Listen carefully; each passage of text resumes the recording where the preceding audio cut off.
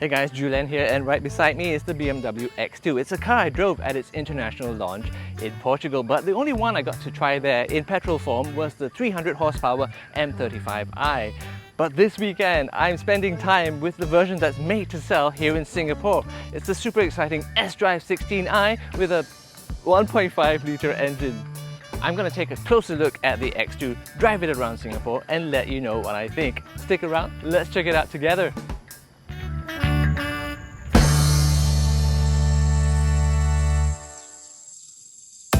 Now, I've done a whole video about my drive in Portugal, but just to recap, this X2 is bigger than before, actually quite a lot bigger. I'm talking 19.4 centimeters longer. So it's actually effectively one class up, and whatever you think of the previous X2, just forget about it because this is a whole new car for a whole new audience. Here in Singapore, we only have one version of the S-Drive 16 so far, and that's the M Sport trim. So that means it's more aggressive looking with black accents. And by the way, this is called High Gloss Shadow Line. And of course, you get M badges everywhere, so you know your car is very M. And there's slightly lowered suspension and 20-inch wheels. And inside you get an M steering wheel. But actually it's all pretty nice, and I have to say, like, this little spoiler over here looks quite cool, although this one's already started to collect some crap and some leaves. But all this aggressive stuff is just for show because over at this side of the car, it's not exactly an M car. The S-Drive 16i has a 3-cylinder engine with 122 horsepower. It's turbocharged, so it's pretty torquey with 230 Newton meters, and it drives the front wheels through a 7-speed twin-clutch auto. 0 to 100 takes, are you sitting down? 10.5 minutes. No, I mean 10.5 seconds. So it's a sheep in wolf's clothing, but the whole point is to keep costs down. You can have the X2 with the cheaper Category A COE, and as of April 2024, this S-Drive 16i lists for $257,888. That's $8,000 more than the X1 M Sport with the same engine. So what do you get for all your money? Well, for a start, I think you get a pretty striking looking car. Styling is subjective, of course, but actually yesterday someone actually came up to me and said, "Whoa, cool car." And someone else raised his fist to me, well, not in a like I want to smash your nose kind of way, but more like a "Whoa, cool car, you go man" kind of way. And I covered this in Portugal already, but I just want to reiterate how, despite the coupe-like styling, this is a very, very practical car. You get 560 litres in the boot there. And I'm just going to show you with this piece of luggage, the biggest one that I have, how much you can get inside here. So it goes in and slides all the way to the back, and you do still have a bit of clearance here.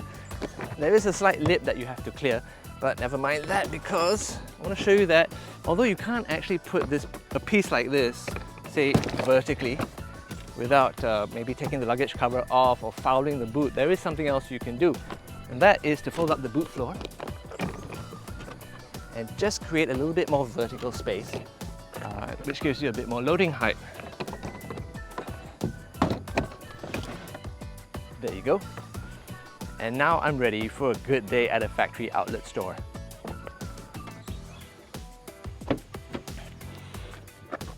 By the way, if you want to expand the boot a little bit, you can do it like this.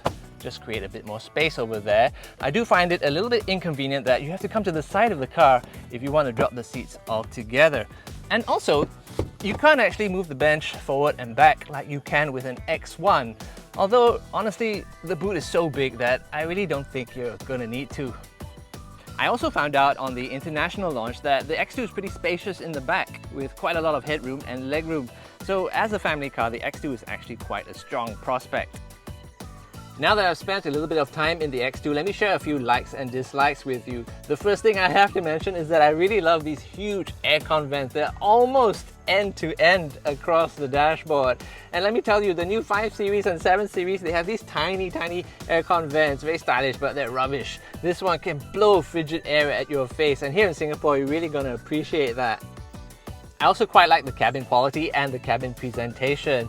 I mean, this is actually one of BMW's more budget cars, but the dashboard, the plastics, the way the switches work, the UI UX, okay, it's not super solid in here, but it all comes together quite nicely to make you feel that this is quite a premium car. I also like the fact that you have a lot of space for your odds and ends. Okay, you've got 2 cup holders here, pretty standard, but there's a huge wireless charging pad for your phone over here. And you know, sometimes you jump into the car and there's nowhere to put your stuff, but I've actually been hiding a lot of crapola from you in this pretty large storage area here. between the front seats. So that's actually very handy, especially if you're a practical-minded family man. Having said all that, let's talk about equipment for a second. Now, this big touchscreen over here and these driver displays, well, they're probably going to impress your friends, but some of the things that you as a driver might use from day to day are actually missing. For example, there's no 360-degree monitor. It's actually just a plain old reverse camera and some proximity sensors. Also, there's no head-up display, it's just a bit of blank dashboard up there. And you'll notice that this cruise control switch is actually pretty plain, and that's because there's no radar adaptive cruise control. Now, the Chinese cars have that, the Korean cars have it, and sort of the Japanese cars, so I'm not so sure why this BMW doesn't. And don't forget, this car costs more than $250,000, so at that price, I think a car shouldn't just be well equipped, it should really be comprehensively equipped. Finally, let me just start the engine here, so I can share with you 3 things that really annoy me about this car. The first one has to do with cancelling the automatic start-stop. You know, you come to a red light and you want to deactivate that and keep the engine going, right? You actually have to swipe down, or you can push a button over here and then you have to tap and tap again. So basically every single time you drive the car. The second thing also has to do with the touchscreen. I've noticed that sometimes certain apps are actually pretty laggy, and it seems to happen more often when you use an app for the first time. But sometimes you press and then you're just waiting for stuff to happen, and that can really detract from the premium feel of the car.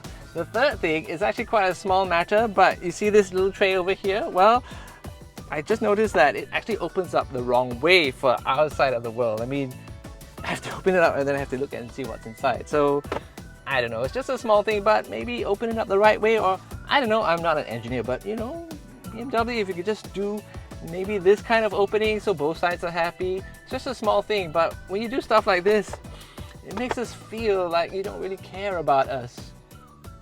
Okay, but let me try and set my precious feelings aside and just try to be professional for one moment while I take the X2 out for a drive. Okay, I know this is not going to be a very fast car. I mean, it's in Cat A, right? So I'm looking for things like smoothness and quietness.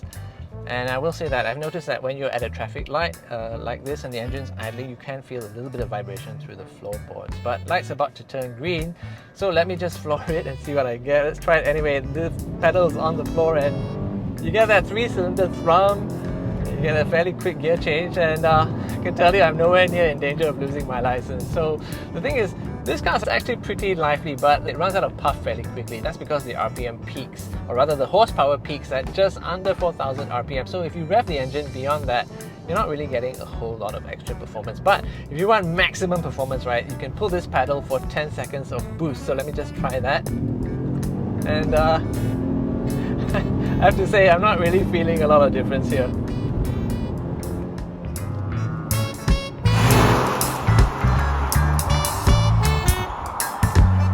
Okay, so let's talk about the handling for a second. This car has the same suspension setup as the X1, so it's set up like an SUV and not like a sporty coupe or anything like that. So it actually sticks to the road okay, but it actually isn't just a lot of fun. Like, it's got some poise, but you do feel its size actually. The previous X2 was actually more compact and more agile, and it felt like a hot hatch. Well, this one doesn't feel like that at all. I'd say the suspension is actually pretty firm. You may have noticed me rocking my head a bit. That's not because there's a beat and some music going on in my head, but it's just basically high up above the ground and you do get rocked around a little bit. And you know, some people, they think, oh, car rides firm means it's sporty. But I'd have to say, it's just not a lot of fun here. And do I feel like going to Malaysia to seek out my favorite B roads? I do not. But I have to say, it's just a different experience. It actually feels like a much more grown-up and more mature car now. So, should you buy it? Well, before that, let's talk about some alternatives. When it comes to premium SUVs in category A, I actually really like the Lexus LBX. It's small and it's also not very fast, and it can get pretty noisy when you drive it hard. But it has a pretty sophisticated hybrid drivetrain that's super fuel efficient, and it has a nice interior. But the clincher is, it's actually very fun to drive. It's sharper handling than this and a more agile car. But the reason for that is, well, it's much more compact and it's smaller inside, especially in the back. So if you really are a family man, you should check that out to see if it's big enough to suit your needs. I would also suggest having a look at the new Volkswagen Tiguan that's just been launched in Singapore, and it's also in category A. I haven't driven it yet, but it's more or less built on the same platform as the previous model, so it should go around corners pretty well. And its engine is a 1.5 litre with 4 cylinders, so it should be more refined and smoother than the engine here. But here's the clincher: for $50,000 less, it actually comes with everything. It's very comprehensively equipped. It even has massage chairs in the front seats. For a curveball, why not have a look at the Toyota Harrier Hybrid? That's in category B, but it is cheaper than this, and it's a bigger, and it feels to me like a plusher and more refined car. If you're considering that and you're still in category B, you might want to also have a look at the Nissan X-Trail. I like that car because its cabin is really nice. You get the utility of 2 extra seats, so 7 seats in all, but its e-Power hybrid drivetrain actually makes it feel like an electric car to drive. So a lot of instant response, very quiet and very smooth. So where does that leave the X2? Well, I think this is still a pretty compelling proposition. It's large, it's practical, and it has a much nicer interior than the previous X2. And if you actually compare it to the X1, its sister car, I think it's actually much more interesting to look at. But I will say that for this amount of money, I would expect a little bit more equipment, and this car just isn't very fun to drive as a category A car. It looks very sporty, but it's not very sporty. Still, the interior does feel pretty premium, so even if the X2 S-Drive 16i doesn't drive like a BMW, it still feels like a BMW. Hey, that's my really quick and dirty look at the BMW X2 right here in Singapore, but now it's over to you. Would you get this, or what else would you consider? Is it worth the money? Leave me a comment below. I really want to know what you think. And finally, if you enjoyed this or you found it useful, please like it, share it with your friends, and don't forget to hit subscribe. This is a new channel and I could really use your support.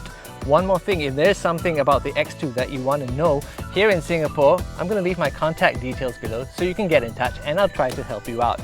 That's it from me. Thanks for watching. See you again.